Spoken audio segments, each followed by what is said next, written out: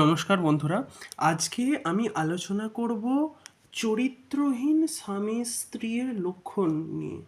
চরিত্রহীন স্বামী স্ত্রী, বহু ক্ষেত্রে আমাদের স্বামী বা স্ত্রী চরিত্রহীন কিনা সেই বিষয়ে আমাদের জানবার একটা তীব্র আকর্ষণ থাকে, কিন্তু আমরা বুঝে উঠতে পারি না। এবারে আমি আপনাকে বলছি, কোনো মানুষ চরিত্রহীন হতে পারেন কি পারেন না, জরুরি নন যে হবেন, বাট তাদের ভেতরে খুব একটা শারীরিক আকর্ষণ কাজ করবে। এই শারীরিক আকর্ষণটা তার বেশি আছে না কম আছে, সেটাকে আপনারা ভালো মতোভাবে বুঝতে পারবেন। তো চলুন শুরু করা যাক আজকের এই ভিডিও। আপনি যে কোনো মহিলা বা যে কোনো পুরুষের লগ্ন চার্ট ধরে নিন। এবার সেই মহিলা বা সেই পুরুষের লগ্ন চার্টের ভেতরে যদি দেখেন এই শুক্র গ্রহটিকে কোনো রকমভাবে যদি মঙ্গল অথবা শনি অথবা রাহু অথবা কোনো রকমভাবে কেতু, এদের স্পর্শ ঘটে এই শুক্র গ্রহেতে, তো তখন বুঝবেন সেই ব্যক্তির চরিত্রহীন হয়ে যাওয়ার সম্ভাবনাটা অনেকটা বেশি। মানে কারোর শুক্র এখানে বসে আছে এবং সেই শুক্রের সঙ্গে কোনো রকমভাবে রাহু বসে পড়েছে, মঙ্গল বসে পড়েছে, কোনো রকমভাবে কেতু বসে পড়েছে, কোনো রকমভাবে শনি বসে পড়েছে,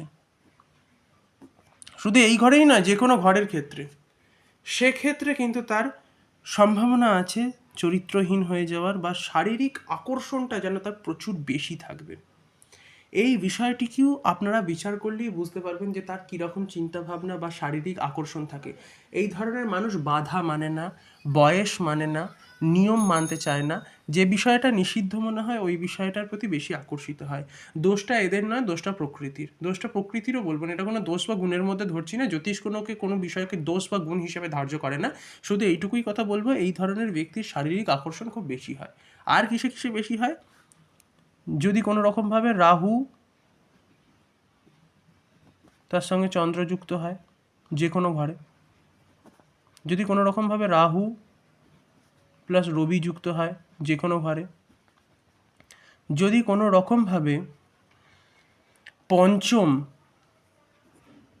সপ্তম, অষ্টম এবং 12তম ঘরে রাহুর অবস্থান ঘটে, এই ঘরগুলোতে যদি রাহু থাকে,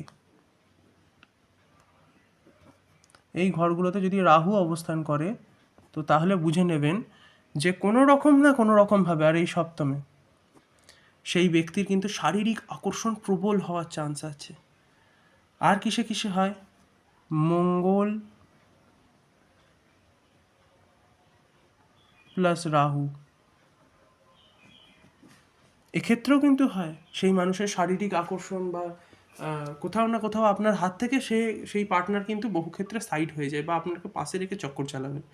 একদম গ্যারেন্টি বলে দিলাম। কথাটা শুনতে অদ্ভুত লাগলেও সত্যিটা এটাই। মঙ্গল প্লাস রাহু যদি থাকে, কোথাও না কোথাও মঙ্গল যদি মিথুন রাশিতে অবস্থান করে, ঠিক আছে, মিথুনে যদি মঙ্গল অবস্থান করে, সেক্ষেত্রেও কিন্তু হয়।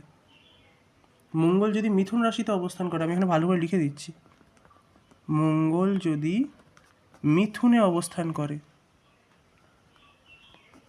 সেক্ষেত্রেও কিন্তু হতে পারে।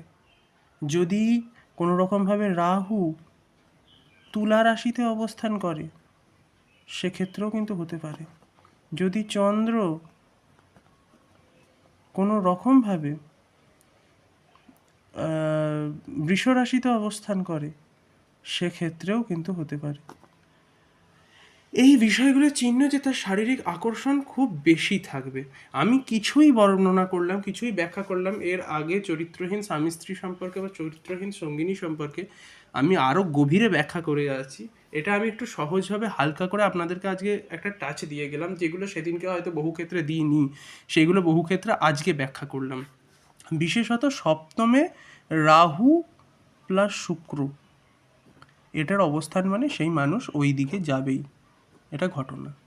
শুধু সপ্তমে কেন, যে কোনো ঘরের ক্ষেত্রেই রাহু শুক্রের কানেকশনস মানে সে ওই পথে যাবেই যাবে, বা কোনো রকমভাবে সে আজ না হোক কাল তার আকর্ষণ তো জন্মাবে। এবার যদি তার আকর্ষণ উঠে যায় তার ব্যাপারটা একটা আলাদা। এই সমস্ত যোগগুলো, যে যোগগুলোর কথা বললাম, এই যোগগুলো যদি আপনার লগ্নচাটে থাকে তাহলে আপনার ক্ষেত্রেও সম্ভাবনা বেশি। যাই হোক, আজকের মতো এইটুকুই ভিডিওটি। যদি ভিডিওটি ভালো লেগে থাকে তাহলে অবশ্যই লাইক করবেন, কমেন্ট করবেন, সাবস্ক্রাইব করবেন, এবং যদি আপনারা কোনো রকমভাবে কনসালটেশন নিতে চান তাহলে অবশ্যই এই নাম্বারে যোগাযোগ করতে পারেন আপনারা। তাহলে আপনারা আমার হোয়াটসঅ্যাপে এই নাম্বারে যদি আপনারা কমেন্ট করে দেন বা কোনো রকমভাবে কনসালটেশন নিতে চান তাহলে অবশ্যই এই নাম্বারে হোয়াটসঅ্যাপে মেসেজ করবেন। আমি অবশ্যই আপনাদের কনসালটেশনে সহযোগিতা করব, আপনাদের কনসালটেশন করিয়ে দেবো। খুব কম ফিসে কনসালটেশন হয়ে যেতে পারে। ধন্যবাদ।